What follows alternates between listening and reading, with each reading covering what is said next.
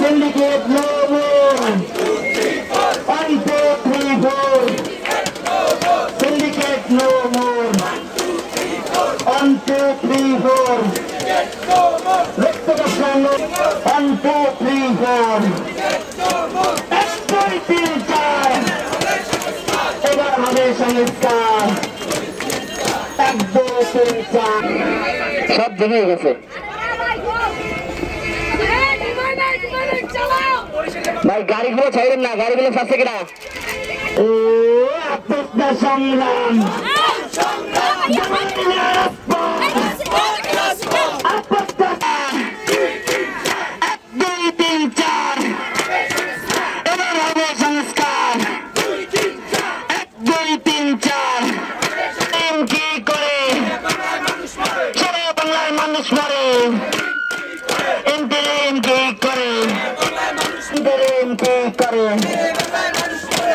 বাংলার মানুষ মরে চাকু পুরস্কার কি করে বাংলার মানুষ মরে পুরস্কার কি করে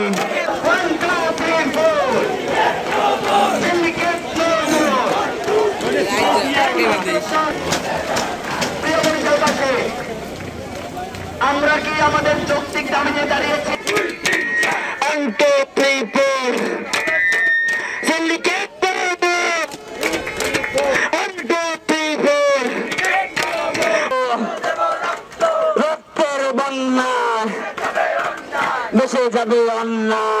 আপনারা জানেন যে 12 দিন ধরে আমরা যে আন্দোলন করছি এইটার কোনো সুফল আমরা পাইনি এখন পর্যন্ত। সেবা খাতের কেউ আমাদের সাথে যোগাযোগ করে না, স্বাস্থ্য মন্ত্রণালয়ের কেউ আমাদের সাথে যোগাযোগ করেনি। আমাদের এই জন্য আজকে ব্লকেট কর্মসূচি, আজকে সারাদিন ধরে ব্লকেট কর্মসূচি চলবে। আমাদের 3 দফা দাবি যদি পূরণ না হয় তাহলে আরো কঠোর থেকে কঠোর কর্মসূচি আমরা দিতে বাধ্য হব। আমাদের সাথে উপর লেভেল থেকে কেউই কোনো যোগাযোগ করেনি। এটা জনগণের একটা ন্যায্য দাবি। আমাদের সাথে যদি যোগাযোগ না করে, স্বাস্থ্য মন্ত্রণালয় থেকে যোগাযোগ না করে, তাহলে আমরা এই ব্যারিকেড তুলব না। আমরা জনগণের জন্য রাজপথে নামছি, রাজপথেই থাকবো ইনশাল্লাহ, আমাদের দাবি না মানা পর্যন্ত। আমাদের আন্দোলনের বয়স 12 দিন হয়ে যাচ্ছে। ভাইয়েরা সবাই রাজপথে আন্দোলন করেছে। 12 দিনের মাথায় এসেও উপর থেকে কোনো ধরনের আশা দেখানো হয় নাই। কিন্তু আমরা তো যৌক্তিক আন্দোলন নিয়ে রাজপথে নেমেছি। আমাদের কাছে মনে হয় আমাদের কথা তাদের কান পর্যন্ত পৌঁছায় না, যার জন্য আমরা ব্লকেট করেছি। আমরা আমাদের যৌক্তিক আন্দোলনে সফল হয়ে রাজপথ ছাড়বো ইনশাআল্লাহ। শেরেবাংলা মেডিকেল কলেজের পরিচালকের পক্ষ থেকে একজন এসেছেন। তো আপনারা হয়তো জানেন যে তারা জানিয়েছেন আমাদের সাথে মিটিংয়ে বসবেন কিছুদিন পরে। কিন্তু আমরা এই আন্দোলন এখন কোনো নির্দিষ্ট গুটি কয়েক ব্যক্তিদের নেই যাদের নিয়ে আমরা শুরু করেছিলাম।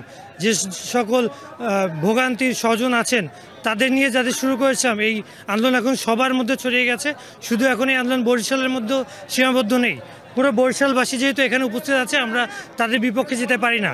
এই আন্দোলনের যারা উপস্থিত আছেন তাদের বক্তব্য অনুসারে আমরা সিদ্ধান্ত নিয়েছি এবং সেটাই তাদেরকে জানিয়েছি।